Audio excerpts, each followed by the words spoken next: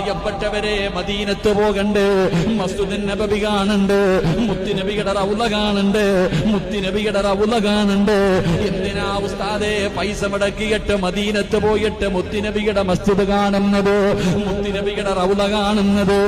എടാ ചെറുപ്പക്കാരാ,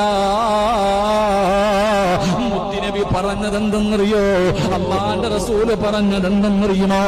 ആരെങ്കിലും എന്റെ ഖബർ സിയാറത്ത് ചെയ്താൽ മദീനത്ത് പച്ചക്കുപ്പയുടെ മടിത്തട്ടിൽ കിടന്നിറങ്ങുന്ന ലോകത്തിന്റെ നേതാവിന്റെ റൗള ശരീഫിന്റെ മുറ്റത്ത് ചെന്നിട്ട് അസ്സലാത്തു വസ്സലാമു അലൈക യാ സയ്യിദി യാ റസൂലല്ലാഹ്,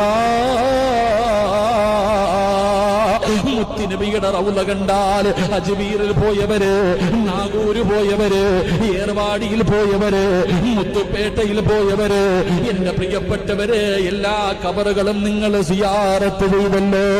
എങ്കിൽ അല്ലാഹുവിന്റെ റസൂലിന്റെ റൗള കണ്ടിട്ടുണ്ടോ?